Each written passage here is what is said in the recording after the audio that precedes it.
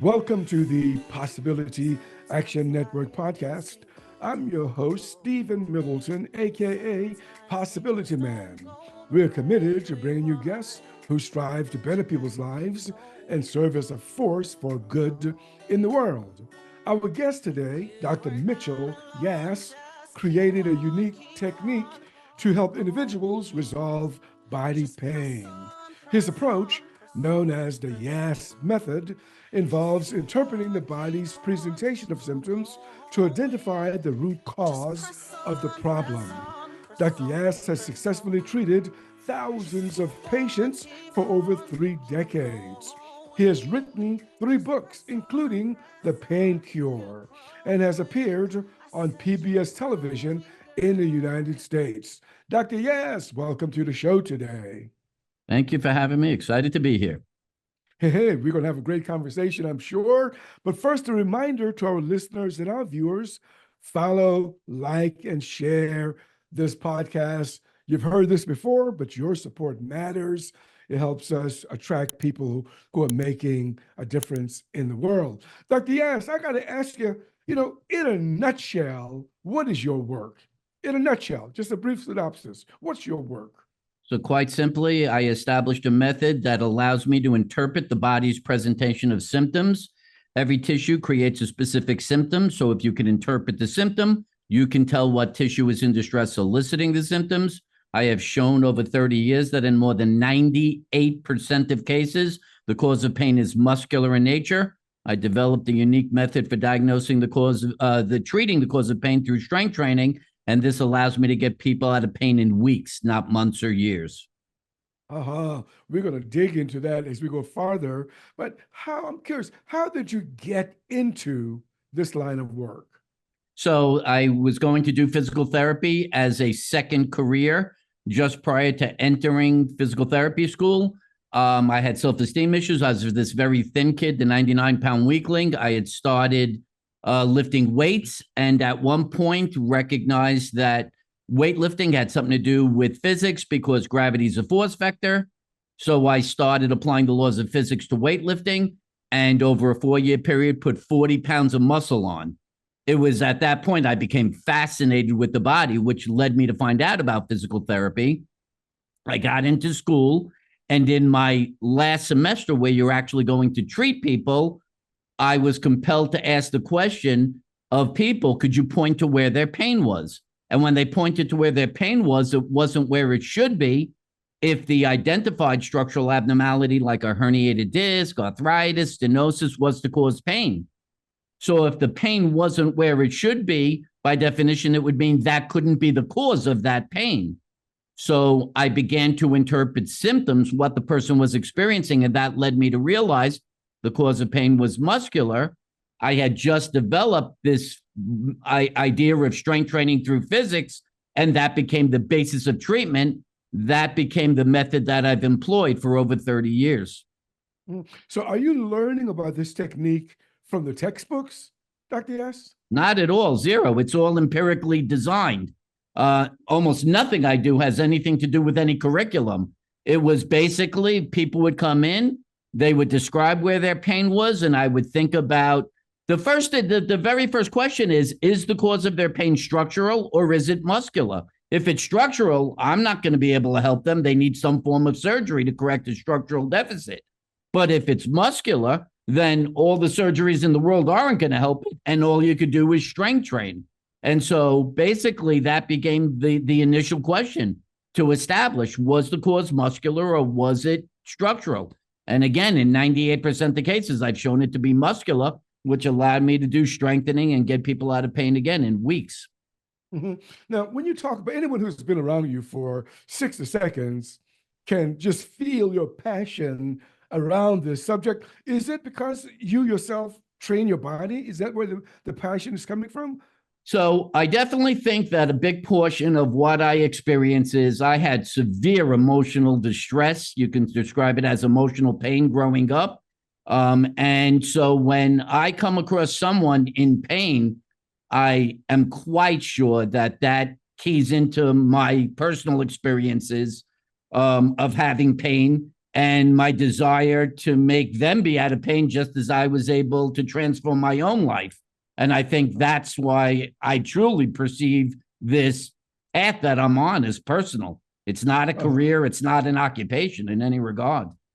Yeah, it's coming through loud and clear. Now, you were studying physical therapy. When you started PT school, were you thinking about getting a doctorate in physical therapy, or did this come a little later? That actually came later. I graduated physical therapy school in 1993. I got the doctorate in 2010.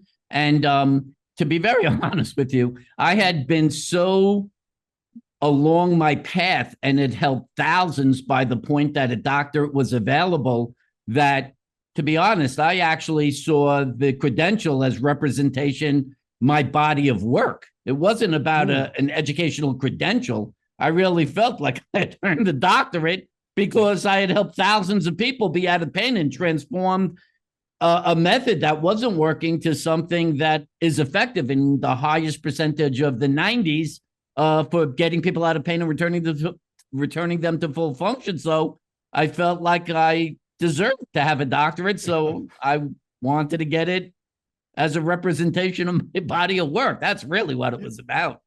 I like that you put that. What I hear you say is that, the doctorate didn't make you. You actually make the doctorate in what you're doing. Yeah, I kind of get a little nervous when people get a credential and they try to give the impression that represents them. You should respect me because I've achieved that credential. The credential doesn't mean anything. It's your body of work. It's how you're interacting with people. It's the empirical evidence that you develop that says you know what you're doing. I want people to judge me by my standard of work, not that I got a credential. Gotcha. Now, the Yass method is pretty unique. Actually, it came out of you. And I'm just kind of curious, how does the establishment, let's say your PT professors and other people, look at this new creation of yours that's called the Yass method? Nobody has seen it yet. I'm a speck of dust. I'm a single piece of sand in the Sahara Desert. That you have a global medical establishment that quite simply believes and continues the process to believe and treat based on the idea that the MRI identifies the cause of pain.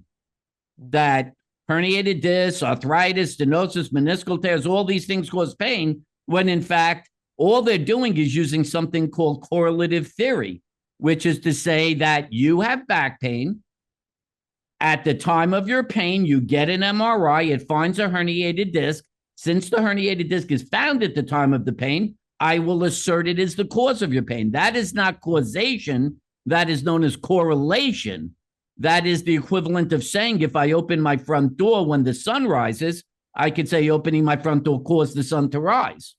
So what about if anyone does a check, for example, at the Center for Disease Control's website in the United States and look up body pain, they may find the CDC saying that it's caused by inflammation. What do you think about that? As the cause just more silliness. So words have to have meanings. You can't just say words and accept that because somebody said it, it has value. Inflammation is an actual process in the body when a tissue is either mechanically or systemically affected. The body has to send blood to the area to heal it. So a capillary, a blood vessel, is broken by a protein and blood perfuses to the area. That is the inflammatory response. So if you sprain your ankle, what's the first thing you see? Swelling.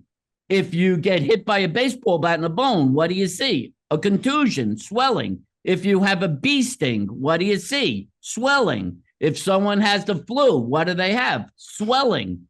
So there are 4 symptoms specific to indicating inflammation is present: pain, swelling, heat, and redness. All symptoms that would be indicating that a lot of blood has entered an area that wasn't there prior. So if you do not have those symptoms present, how can you say that inflammation exists and therefore is the cause? You can't. So you are a pioneer. Would you say that you're a pioneer in articulating muscle as the cause of some body discomfort? Not just some body discomfort, 98% of cases. There's no question I'm a pioneer, but I'm also the person who will be happy to describe the etiology of the chronic pain epidemic that has existed, shockingly, for over 40 years now.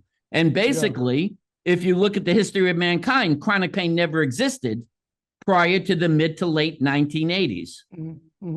So what happened in the mid to late 1980s? The advancement of automation, technology, phones, computers. In the 1970s, 99% of the population actually performed multi-directional weight-bearing activities, manual activities. Okay, so they were using their muscles all the time during the day to do activity.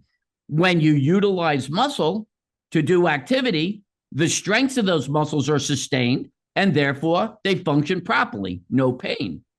With the advent of technology, 90% of the population sat down. They're sitting now for 8, 10, 12 hours a day, even 20-year-olds. Now you're not using muscle. Muscles not used weaken. When you then try to do them, you decide to get up and you're going to go mow the lawn or play a sport or stand on a line, a grocery line. Well, those muscles are no longer able to perform that activity, and they strain and elicit pain. So what you saw in the mid to late 1980s was this massive meteoric rise in the number of people suffering with pain, not just retired people, which was the common group, but all the way down to the 20s. So that's why acute pain became so rampant in the mid to late 1980s. The reason it became chronic was because one of those advancements in technology was the MRI, a technology actually designed to find tumors in the brain, somehow getting a secondary ability to do another thing, such as supposedly identify the cause of pain. Well, the MRI cannot find muscular causes. So as long as you're only identifying structural causes and treating them, and muscular causes are the primary reason that people are having pain, well, you keep trying to do activity, they keep straining, they keep eliciting pain. That is where chronic pain began. So the Yass method looks at tissue, muscle tissue, and the existence of pain. I look at all tissues. So let me put it this way. This is the way you have to see this. If you have ankle pain, do you think you're having a heart attack? No. But if you have pain at your chest and your left arm, you think you're having a heart attack because that symptom represents that tissue. If you get elbow pain, do you think that you're having a stroke? No. If you have shoulder pain, you think you're having a stroke? No. But if the entire left side of your body goes numb, you think you're having a stroke. Why? Because that symptom is representative of that particular tissue, right? If you have difficulty breathing and you have upper back pain, you don't think that you sprained your knee. You say, oh, I must have pneumonia or something with my lung, because that symptom represents that tissue. All I'm saying is let's follow Hippocrates' rule and evaluate symptoms to determine what tissue is in distress, creating that symptom. That's all I'm saying. The problem is that symptom representation went out the door the moment that the MRI was implemented. You know, what you're sharing is, and teaching and practicing is kind of disruptive because it's different from what the medical establishment is doing. But let me ask you this. There were several decades ago, and I want to come back to you being a disruptor here, but several decades ago, an orthopedic physician whose name is now deceased, John Sarno, disrupted the medical establishment, talking about pain not existing, in the structural components of the body. What do you think of that approach, and how does your technique relate to it? So I don't want to perceive myself as a disruptor. I'm a logician. I was taught logic as a boy. And so all I do is analyze things and determine whether they're fact or not fact. And all I'm doing is presenting facts. I don't think anything I've just said to you can actually be refuted. Not one iota of it. Everything is pure fact. I don't speak in opinion. I speak in fact. So maybe once something goes on a certain pathway and it's not the right pathway and someone wants to alter that with fact, maybe that's perceived as disrupting. I just want people to have the capacity to have the facts necessary to have the lives they choose. So in John Sarno's case, there has forever been this discussion of the connection between pain and emotion.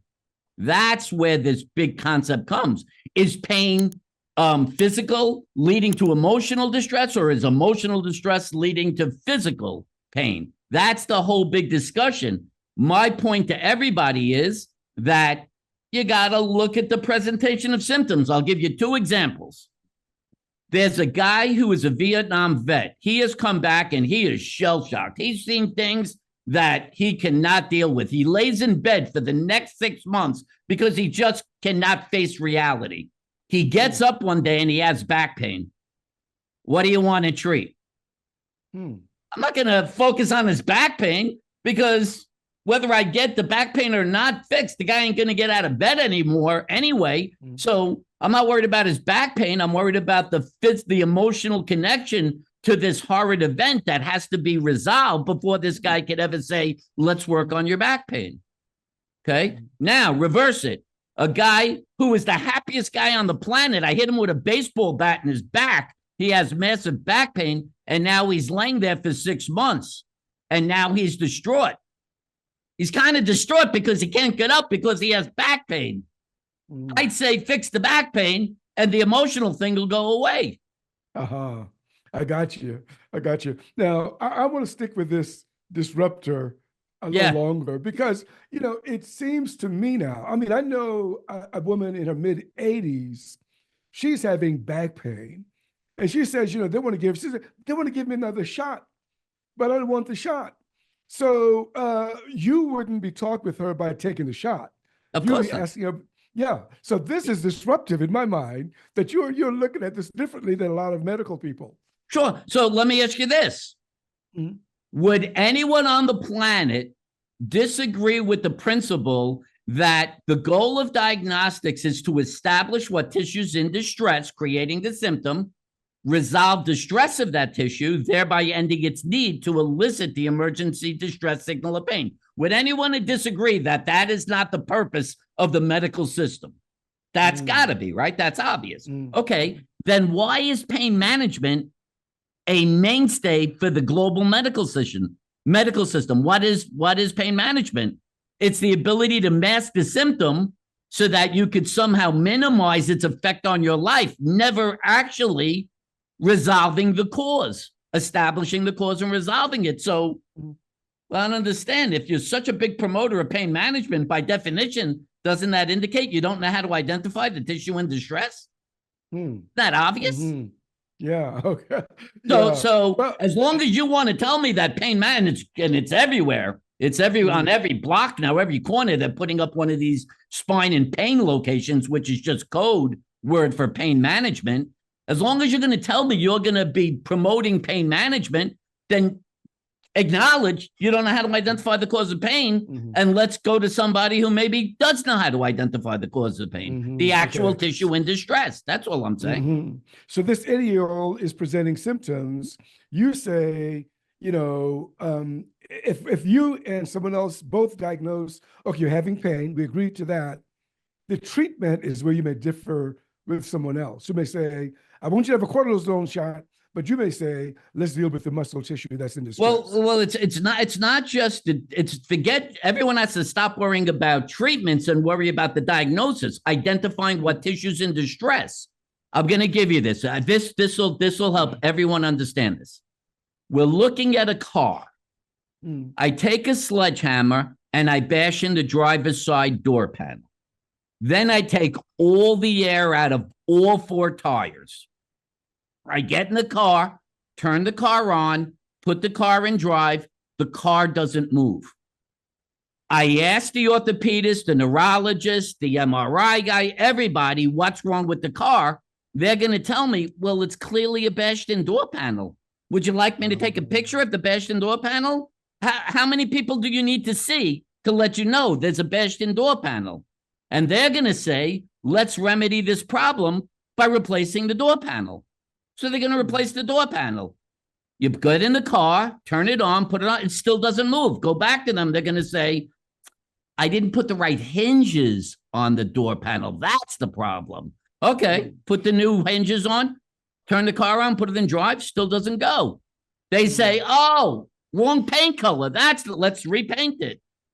Turn the car on, put it, still doesn't go. They'll say, oh, it's the wrong size door panel. I didn't put it in. And this will just go on and on and on as long as you allow it to go on. But what's the problem? It's not the door panel. The symptoms are not representative of a bashed-in door panel. Yeah. You don't have air in your tires. That's what the symptom represents. So just put air in the tire, get in the car, put it in drive, and you're going to drive fine. Whether you have a bashed-in door panel or not, who cares? The diagnosis is critical here in order to come up with a method of treatment. But let's deal with some common problems that people face. Just some things that people in the world, I know I've met a lot of people who said, I have arthritis. And, an orthopedic may say, okay, let's shave off the arthritis. How would you approach someone who comes to you talking about arthritic pain? Right. So first thing you better understand, arthritis doesn't cause pain. Whoa. Let's pause for a moment and get everyone to get that wrapped around their head. Osteoarthritis does not cause pain. That's a complete fallacy. It's been since its beginning. Remember what I told you. You have pain in your shoulder. They take an x-ray. It finds arthritis. And since arthritis is found at the time of the pain, they will assert that is the cause of the pain. What if I told you a study on the hip region of people who have no hip region pain whatsoever, no hip region pain, 75% are found to have arthritic changes or labral tears. Of people over the age of 60 who do not have back pain, 90% are found to have degenerative disc disease. Of the people who have knee pain, 63% are found to have meniscal tears. Of people who do not have knee pain, 60% are found to have meniscal tears. So what you have to start saying to yourself is that if as many people without pain have the same structural abnormalities as those with pain, how could the structural abnormality be the cause of the pain? And the answer is it's not. What's causing pain, the only reason the person finds arthritis while they're having pain is because a muscular deficit that's eliciting pain led them to seek care while they're in pain, which is when they took the x-ray or MRI that found their arthritis. Now, if it's a muscular cause and they come to me, I'll fix the muscular cause. They are now pain-free and fully functional. Take the x-ray. The arthritis is still there. I didn't change that. Nothing. All arthritis is a wearing down of the joint surface so that it's not perfectly smooth anymore. There's little concavities, little crevices in it and things like that. But what you have to understand is that even with that, the joint surface still functions properly.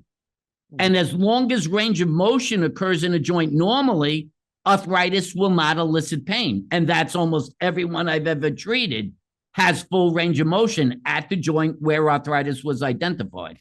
Wow, I really want people to hear what you're saying. If I got this right, that if a doctor does show that a person has signs of what they may call arthritis, and the person is in pain, you're saying that it's not necessarily, maybe you would be stronger than that, coming from what appears to be arthritis, but some muscle issue that's actually causing the pain.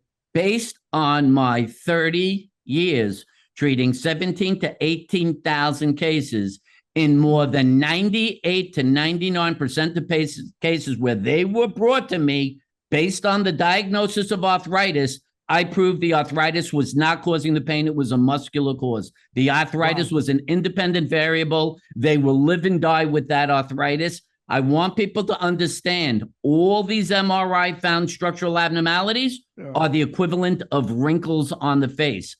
Let me ask you this. Every time someone finds a wrinkle on their face, are they asked to get a skin graft? No, I don't think Why so. not? I don't understand. It's a structural abnormality. I can show you the structural abnormality. Yeah. Let's settle it. Come on. We all have to change that. We can't have structural abnormalities. Oh, that's weird. You don't say that about wrinkles. This is the same exact thing. Okay, so arthritis, folks, there's another answer here. Okay, but look, back pain. People talking about chronic pain. Yes. Back pain is one of those things I would say, we're in the United States, but I would say worldwide, people complain about. Yes. Disc problems, putting rods in their backs. Yes. But then you say, there could be another explanation.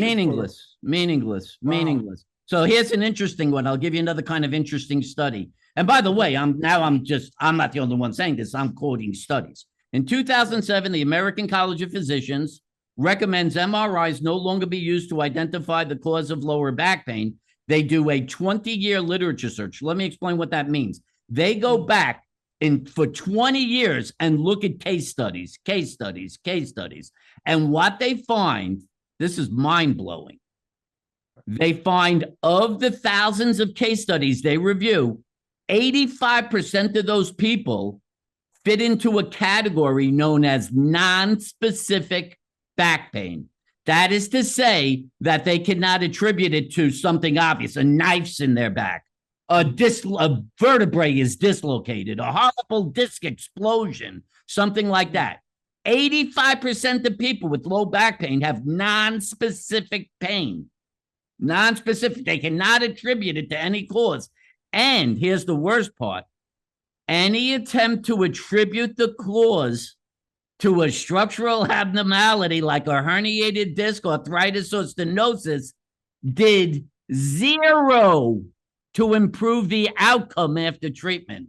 Zero. It did not improve the ability of that person to get better one iota by having that pain attributed to a structural abnormality. No, wait, but I'm not a medical person.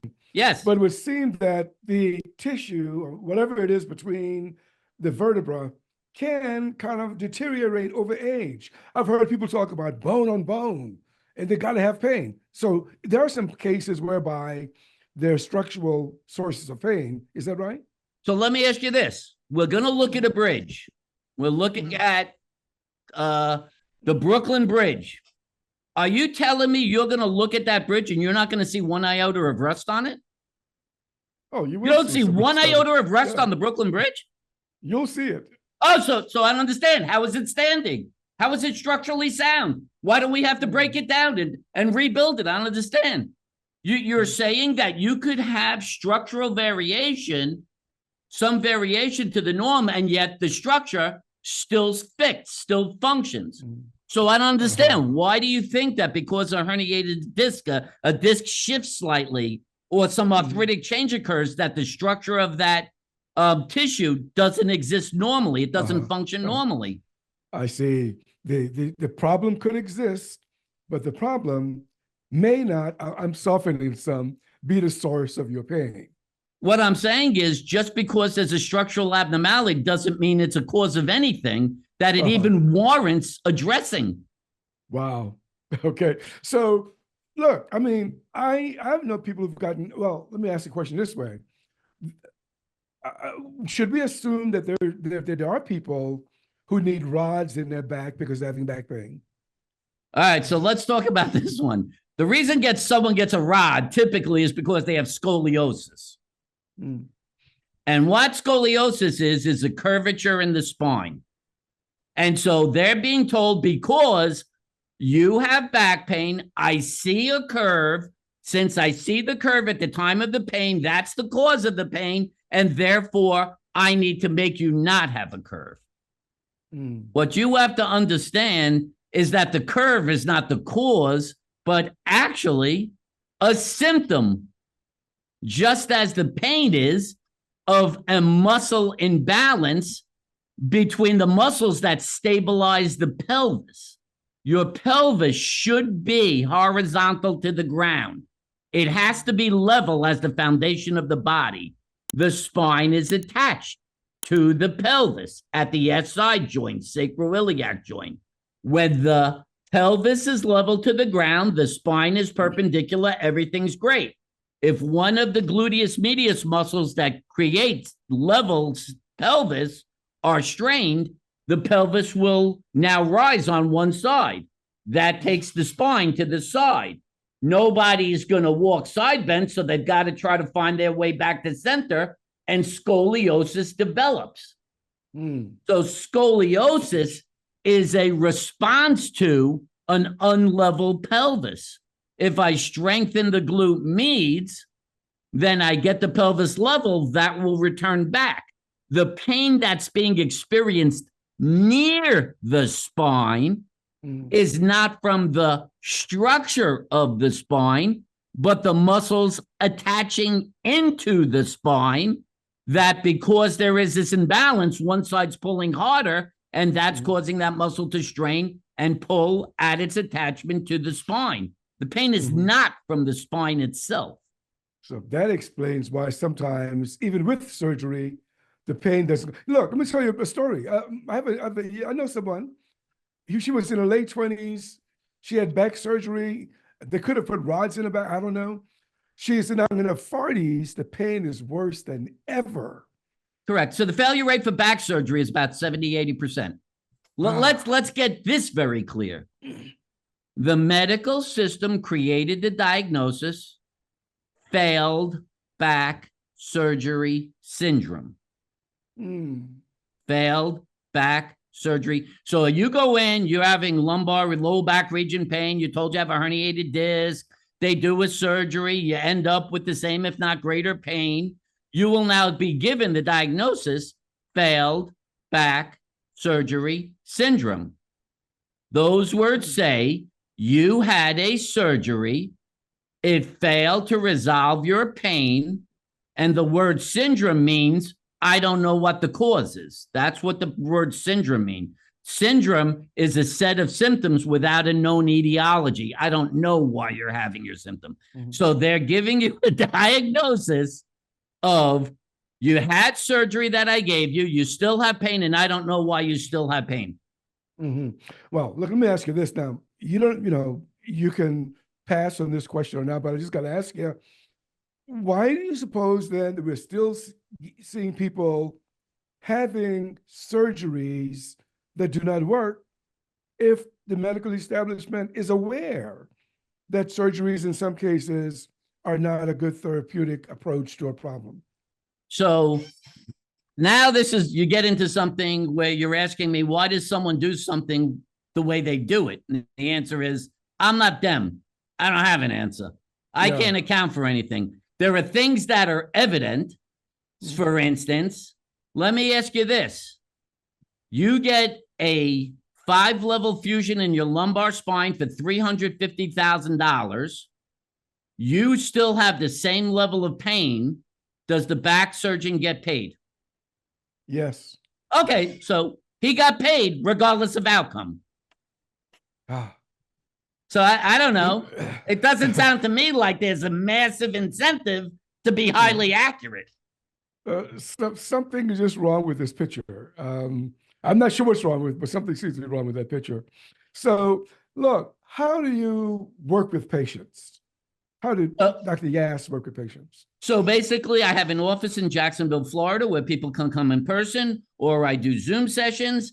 And basically what happens is we have a discussion. No, there's no treatment at the beginning of my sessions. I need to understand you. I need to understand what brings on your pain. Where is your pain? Show me the exact beginning and end of your pain. What types of treatments you had. Then we're going to go on and we're going to do a physical evaluation.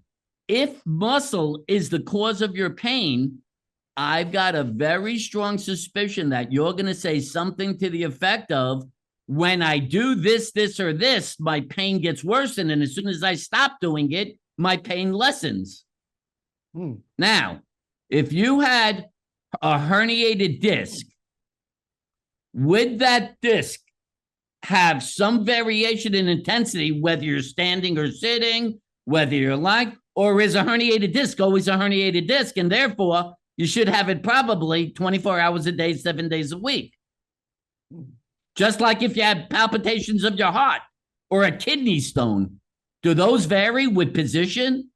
No, because they're structural in nature. So it's 24 hours a day, 7 days a week, you have that symptom, right? So if someone says that their symptom is enhanced by activity and retards by rest, you just told me it's muscular. You pretty much guaranteed that.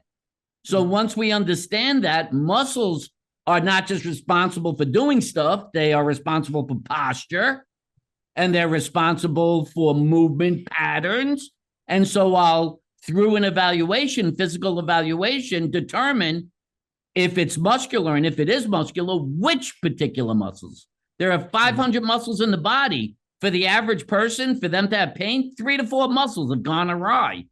Muscles that are responsible for normal function. Their force outputs, how much they push against gravity, is not enough for the force of gravity on you to do your activities. And so they strain. So we will do a series of strength training exercises, either with resistance bands or through weightlifting equipment, and we will isolate the individual muscles necessary. We will progress resistance, make the muscle over time adapt to greater and greater resistances until finally the force output, how much the muscle can push up, is equal to or greater than the force requirement to the activity, at which time you are pain-free and fully functional. And that is a process that takes no more than weeks. It is not months or years. So I can just imagine, a novice like myself saying, well, what if my pain is coming from hammer toes? There's no way for me to strengthen my toes. So therefore I'm doomed, right? Fascinating question. So let's talk about hammer toes, because I fix people with hammer toes. So I thought I had just tripped you up with that one. But nope. Okay, go ahead. Nope. Okay. There's almost nothing. After 30 years, everybody's come to me with something from head to toe. Migraine headaches, hammer toe, heels. So let's talk about hammer toes. This is kind of really interesting. So if you're going to stand on your left foot so you can take a right step, right? What you want to do is you want to be able to weight bear through the middle of your foot. So if these are the 5 balls of your feet, you want to weight bear so you're weight bearing through all 5 balls of the feet equally. Well, there is a muscle on the side of the pelvis called the gluteus medius, and it's responsible for keeping the pelvis level when you take the other foot off the floor. And if that happens, you're going to weight bear through the middle of your foot. But if it's weak, the hip on the other side is going to drop a little, and your center of mass is going to start to move towards the midline of the body. So instead of weight bearing through the middle, you're kind of going to weight bear more on the inside of your foot. And if this is the first ball of the foot, what you'll see is that you're going to actually start changing the position, the orientation of your toes to start moving out, away from that point.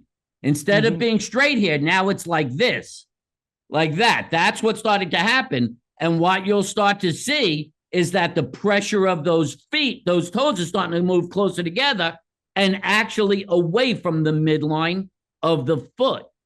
The downside, or the inside of the foot, the downside is also with, instead of weight bearing on all 5 balls of the feet, you're weight bearing on one, you've lost balance. You don't have the ability to support yourself as well. So guess what you're going to do with your toes? You're going to squeeze your toes into the ground just to try to gain support. And squeezing the toes in that portion is going to also suck those toes closer together. So hammer toe is not some magical, arbitrary thing that happens to people. It's just not the lottery. It's the result of an improper force line developed to the inside of the foot due to a weak hip muscle called the gluteus medius muscle. So is plantar fasciitis. So is bunions. Wow. Oh my gosh. So you can see the toes hammering or the bunion curving, but there's another, surgery is not like the thing you got to do, there's some other explanations for that. Well, Other ways of managing how many people have had multiple bunionectomies and it still keeps coming back? I don't understand. What do you think? It's just arbitrary? You're just the unfortunate person who has an excessive bone growth? Oh, there's a cause. There's always cause. Yeah. Okay. Wow. All right. So you've worked with thousands of patients, some athletes and others. Do you have any stories to share with us about patients who really responded to the treatment you prescribed? I'm going to give you one. This is definitely one of my favorite ones. This just recently happened. All right. There's a lady in Ohio, and she has had sciatica for 5 weeks. She's had sciatica for 5 weeks. She's been bedridden. When I say bedridden, she can't sit up in bed. She has to lay flat in bed and only leaves the bed to crawl to the bathroom, crawl back to the bed, and get back in it 5 weeks straight. She was told sciatica is from a herniated disc at the lumbar region through an MRI, and she needs some sort of spinal surgery. She's trying to resign herself to the fact that she needs the surgery. She's scared out of her mind, and she's just panic-stricken. Her daughter happens to live in an area near where I live and happens to know a group of people where I've treated 2 sons of a couple. She somehow says something out loud that I pray for my mother to have an answer to her pain because this is just horrible the way she's having to live. And they say, we have the answer. This guy will fix her. So I'm in Jacksonville, Florida. I'm doing a Zoom session with her. I help her to understand, and this is important to understand for everyone, there's 40 million, 50 million people in the United States suffering with sciatica. Sciatica can never come from the spine. Sciatica can never come from the spine. Sciatica can never come from the spine. That's a lie. It's always been a lie. Sciatica occurs by that muscle being impinged by a muscle in the butt called the piriformis due to what muscle again? The gluteus medius muscle, that pelvic muscle that's responsible for balance. When that strains, another muscle tries to compensate, strains and impinges on the nerve. A muscular cause creating a neurological symptom. So I have the discussion with her. Here we go. It's a Friday. I have her husband do some massage because they're in Ohio. I'm in Jacksonville. I teach him how to do exercises with her laying in bed. She can barely roll. I say at the end of the first session, I want you to stand up for 10 seconds. She stands up for 10 seconds twice. I say, great, excellent, good beginning. All right. I give her 2 weeks to do the exercises 3 times a week. Second week now, 2 weeks out. She's now on a mattress in her den. We do the exercises. She's definitely in less pain. She can do 1 or 2 of the exercises in a chair. I say, go walk around. She walks the perimeter of her first floor, 60 to 70 feet. That's 2 weeks after being bedridden for 5 weeks. 4 weeks now, 2 weeks more. Now she's standing when I do the session. She could do the exercises standing. And I say, how's your walking? She says, to ask her husband, how long was it to get down to the stable? She has a horse and she hasn't been able to ride the horse. I think it's about a half a mile. I said, what'd you say? She said, I walked a half a mile to the stable and back. I'm like, wow, you don't think that's amazing? That's 4 weeks after being bedridden for 5 weeks. 2 weeks later come. Now her symptoms are almost fully resolved.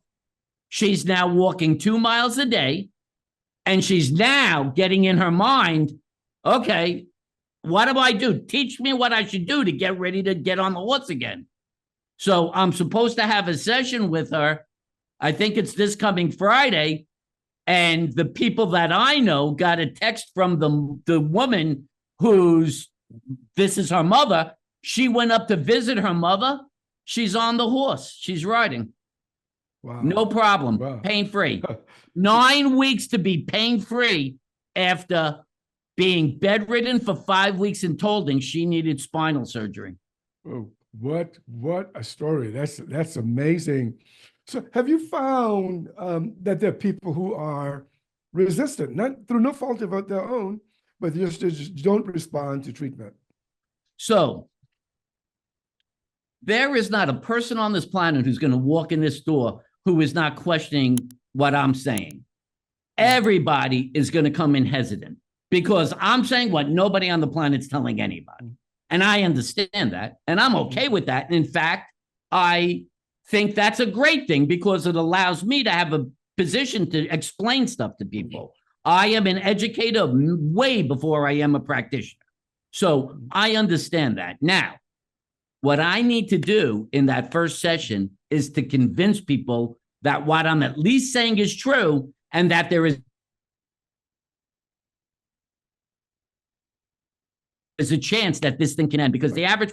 So once I'm able to show them that it is muscular and that they have a massive 80, 90, 100% reduction in symptom and return of function by the end of that first session, I believe that I have them. But now, who's it up to? It's up to them to do the strengthening.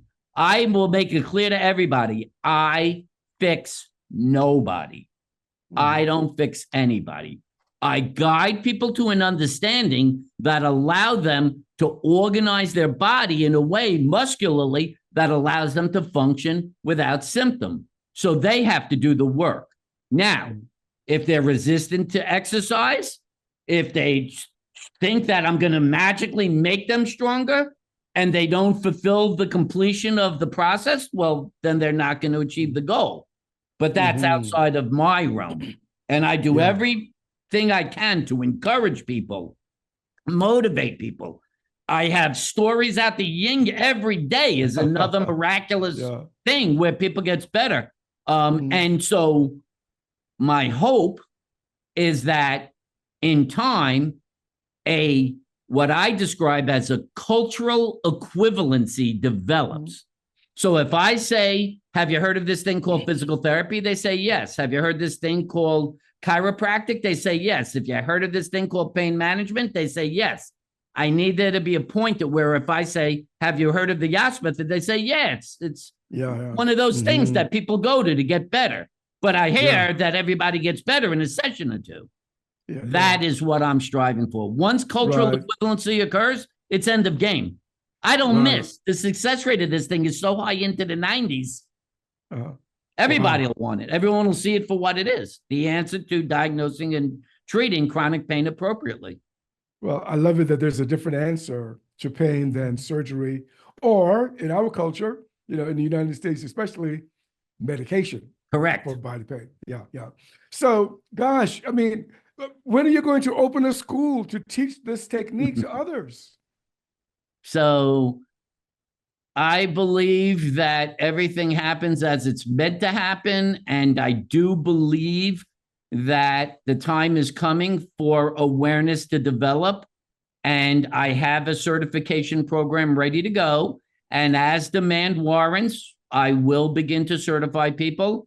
I mean, I can tell you my fantasy belief is that before I leave this earth, there will be a Yass facility in every state in the country and several in Europe. And as I said, it will have cultural equivalency and will become the standard of care. People will not accept anything but it because it is the truth. It is the proper way to diagnose and treat based on Hippocrates himself. If Hippocrates was here today, he'd be like, go to that guy. He's the only one following what I agreed to, what I said.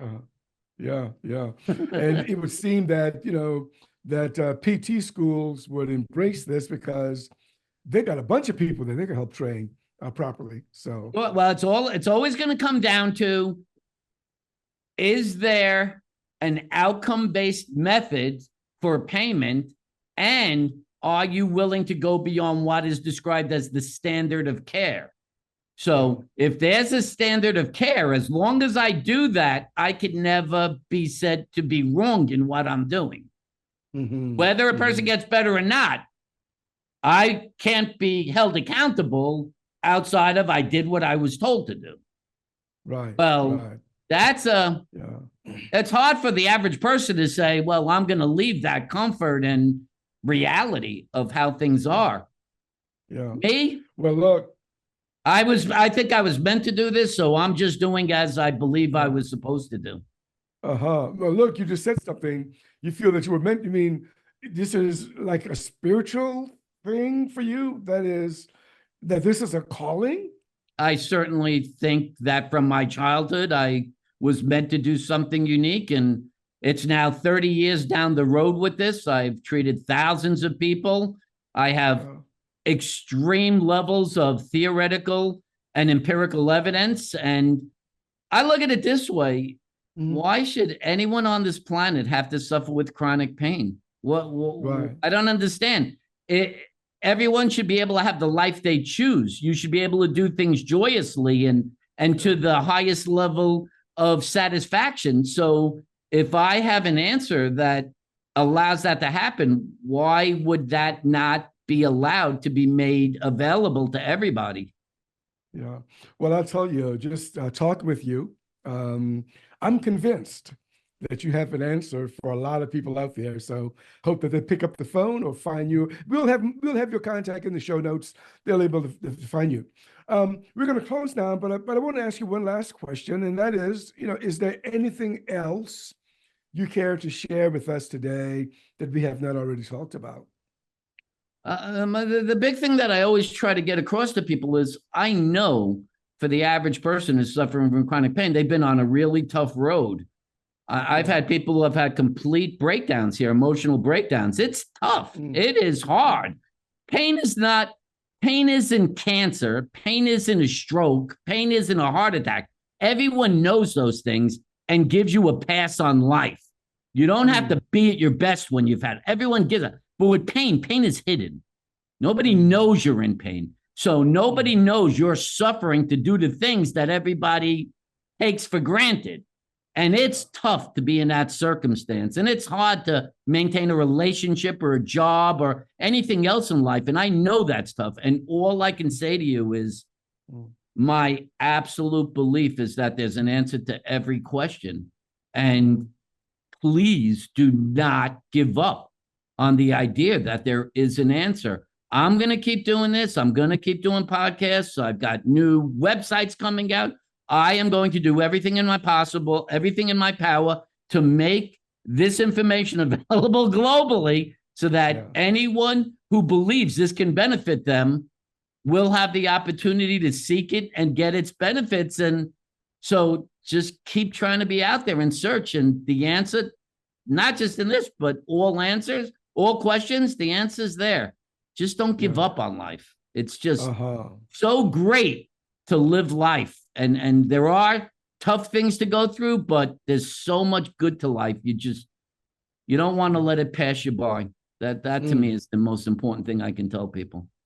Well, look, I'm glad you're doing what you're doing. It was a pleasure having you on the show today. Thank you so much. It's a pleasure to speak with you, and thank you for having me. I really appreciate the time. Well, you've been listening to the Possibility Action Network podcast. Our guest today has been Dr. Mitchell Yass. I'm your host, Stephen Middleton. Until next time, good day. You are not alone, just keep